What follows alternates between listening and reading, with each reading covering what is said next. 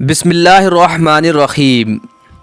جب زلیخا نے حضرت یوسف علیہ السلام کو زنا کے لیے اپنے کمرے میں بلایا، جب سارے بھائی حضرت یوسف علیہ السلام کو کنویں میں ڈال کر واپس گھر چلے آئے تو 3 دنوں کے بعد کنویں کے پاس سے ایک قافلہ گزرا۔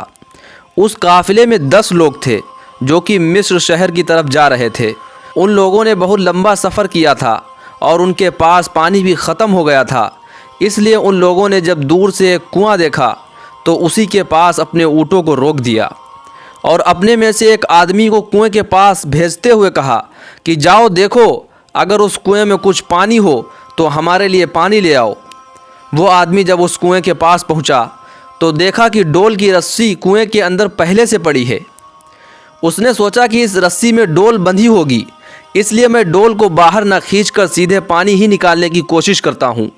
اور پھر اس آدمی نے رسی کو ہلا کر اندر سے پانی بھرنا چاہا تو کنویں کے اندر بیٹھے 6 سال کے حضرت یوسف نے جب رسی کو ہلتا ہوا دیکھا تو اس ڈول میں خود بیٹھ گئے۔ باہر اس آدمی نے سمجھا کہ ڈول شاید بہت بڑی ہے، اس لیے اس میں پانی زیادہ آ گیا ہے، تو اس نے اپنا سارا زور لگا کر ڈول کو اوپر کھینچا۔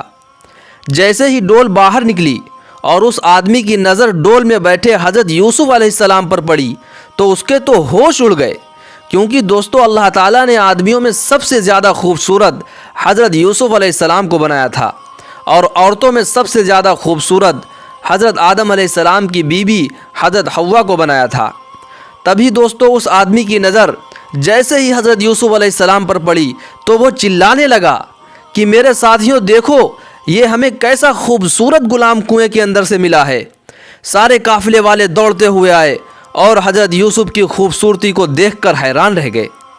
قافلے کے سردار نے کہا کہ جلدی سے اس بچے کو سامان میں چھپا دو، مجھے تو لگتا ہے کہ یہ بچہ کسی کا غلام ہے اور بھاگ کر اس کنویں میں آ بیٹھا ہے۔ ہم اس بچے کو چھپا کر مصر شہر لے جائیں گے اور اسے اچھے داموں میں بیچ دیں گے۔ ان لوگوں نے بہت جلدی حضرت یوسف کو اپنے سامان میں چھپا لیا اور تیزی سے مصر کی طرف چل دیے۔ راستے میں حضرت یوسف علیہ السلام کی امی کی قبر پڑی اور اسی جگہ پر قافلے والوں نے تھوڑی دیر آرام کے لیے اپنے اونٹوں کو روکا تو حضرت یوسف علیہ السلام اپنی امی کے قبر کے پاس گئے اور پھر اپنی امی کی قبر سے لپٹ کر رونے لگے اور کہنے لگے کہ امی جان، کاش آج آپ زندہ ہوتیں تو اپنے بچے یوسف کی حالت دیکھتیں کہ کیسے اسے گھر سے نکال دیا گیا اور باپ سے دور کر دیا گیا اور آج اسے دوسرے شہر میں لے جا کر بیچا جا رہا ہے۔ لیکن اللہ تعالیٰ نے حضرت یوسف علیہ السلام کو ہمت دی اور بچپن ہی میں ان کی طرف وحی کر کے فرمایا کہ یوسف پریشان نہ ہونا، ایک دن ایسا آئے گا کہ تم بادشاہ بن کر بیٹھو گے اور تمہارے بھائی تمہارے سامنے شرمندہ ہو کر کھڑے ہوں گے۔ لیکن اس وقت حضرت یوسف کی عمر بہت کم تھی، اس لیے اللہ کے اس پیغام کو وہ سمجھ نہ پائے۔ حضرت یوسف علیہ السلام اپنی امی کے قبر سے لپٹ کر رو رہے تھے کہ تبھی قافلے کے ایک آدمی نے انہیں پیچھے سے پکڑ کر اٹھایا اور اونٹ پر لا کر بٹھا دیا اور پھر یہ قافلہ مصر شہر کی طرف چلنے لگا۔ دوستو حضرت یوسف کی داستان بھی کیا عجیب ہے۔ اس وقت اس 6 سال کے بچے پر کیا گزر رہی ہوگی جب اسے وطن سے دور باپ سے جدا کر کے بیچنے کے خاطر ایک بازار کی طرف لے جایا جا رہا ہوگا۔ 2 دنوں کے سفر کے بعد یہ قافلہ مصر شہر پہنچا۔ ان قافلے والوں کو برابر ڈر لگ رہا تھا کہ کہیں اس بچے یوسف کا مالک نہ آ جائے اور ہم سے یہ بچہ چھین نہ لے، اس لیے ان لوگوں نے حضرت یوسف کو مصر کے بازار میں بہت سستے داموں میں بیچ دیا۔ حضرت یوسف کو خریدنے والا انسان کوئی اور نہیں بلکہ مصر کا بادشاہ عزیز مصر تھا۔ اس نے جب بازار میں حضرت یوسف کو بکتا ہوا دیکھا تو اس نے حکم دیا کہ یہ خوبصورت بچہ میں خریدوں گا۔ عزیز مصر نے حضرت یوسف کو خریدا اور اپنے گھر لا کر بی بی زلیخا سے کہا کہ زلیخا دیکھیے یہ کیسا خوبصورت غلام بچہ مجھے بازار میں ملا ہے، ہمارے گھر کوئی بچہ نہیں ہے، اس لیے ہم اسے اپنا لڑکا بنائیں گے۔ زلیخا نے جب حضرت یوسف کو دیکھا تو اس کے ہوش اڑ گئے کہ اس قدر خوبصورت بچہ میرے گھر آ گیا ہے۔ زلیخا بھی حضرت یوسف کو اپنے لڑکے کی طرح مانتی تھی اور ان کا بہت خیال رکھتی تھی۔ حضرت یوسف علیہ السلام جیسے جیسے بڑے ہو رہے تھے ان کی خوبصورتی میں نکھار آتا جا رہا تھا، جو بھی انہیں دیکھتا حیران رہ جاتا۔ اس وقت مصر شہر کا ماحول بہت خراب تھا عورتیں بے پردہ گھومتی تھیں اور مردوں سے گندے رشتے بنا کر رکھتی تھیں۔ وہ لوگ اللہ کو نہیں جانتے تھے بلکہ بتوں کی پوجا کیا کرتے تھے۔ حضرت یوسف علیہ السلام بادشاہ عزیز مصر کے محل میں شہزادوں جیسی زندگی گزارتے تھے۔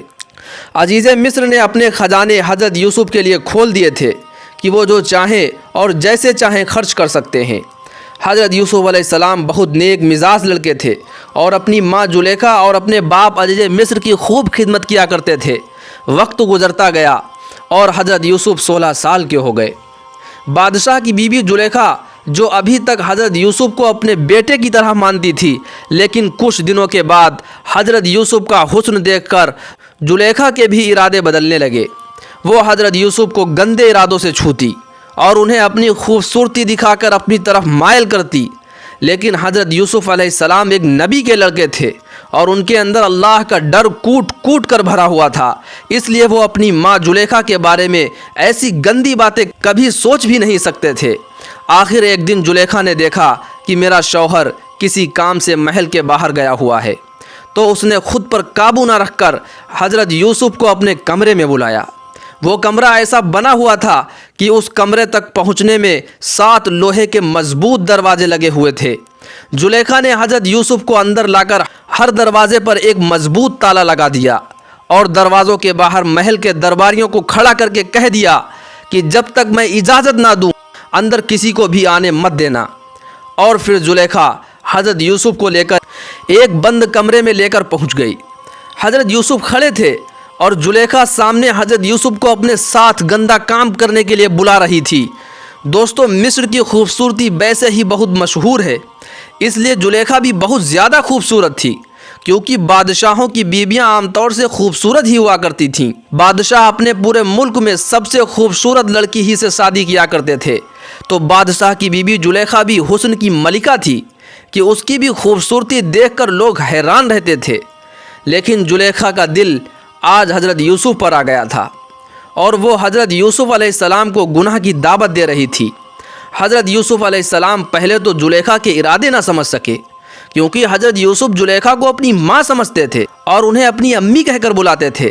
لیکن زلیخا نے آگے بڑھ کر حضرت یوسف کا ہاتھ پکڑا اور انہیں اپنی طرف کھینچا، تو حضرت یوسف علیہ السلام بھی زلیخا کے ارادے سمجھ گئے۔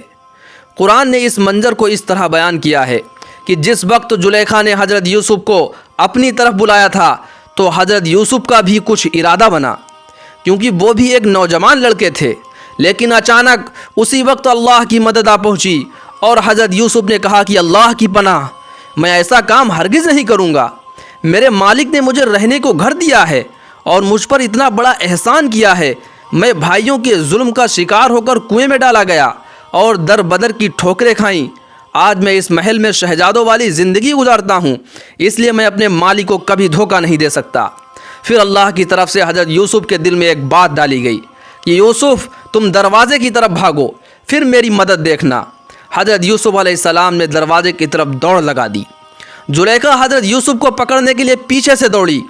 دروازے پر پہنچتے پہنچتے زلیخا نے پیچھے سے حضرت یوسف علیہ السلام کا کرتا پکڑ کر گھسیٹا تو کرتا پیچھے سے پھٹ گیا۔ لیکن حضرت یوسف علیہ السلام رکے نہیں اور دروازے کی طرف بھاگتے رہے۔ جیسے ہی وہ دروازے کے پاس پہنچے تو اللہ کے حکم سے دروازے کا تالا ٹوٹا اور کنڈی خود بخود کھل گئی۔ حضرت یوسف دوڑتے رہے اور دروازوں کے تالے ان کے لیے ٹوٹتے جا رہے تھے، یہاں تک کہ حضرت یوسف علیہ السلام آخری دروازے کے پاس پہنچ گئے اور اللہ کے حکم سے اس آخری دروازے کا بھی تالا ٹوٹا۔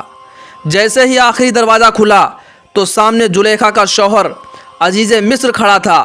زلیخا اور حضرت یوسف کی یہ حالت دیکھ کر عزیز مصر بھی کچھ سمجھ گیا، لیکن اسی وقت زلیخا نے پیترا بدلا اور سارا الزام حضرت یوسف علیہ السلام پر لگاتے ہوئے کہا کہ میرے شوہر، آپ ایسے لڑکے کو کیا سزا دو گے جو تمہاری ہی بیوی کے ساتھ گندا کام کرنا چاہتا ہے۔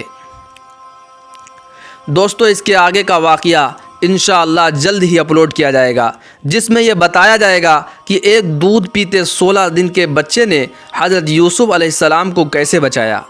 دوستو، اگر ویڈیو پسند آیا ہو تو لائک کر دیں اور چینل کو سبسکرائب کر لیں، اور جاتے جاتے ایک پیارا سا کمنٹ کر کے ضرور بتائیں کہ قصہ آپ کو کیسا لگا۔ السلام علیکم ورحمۃ اللہ وبرکاتہ۔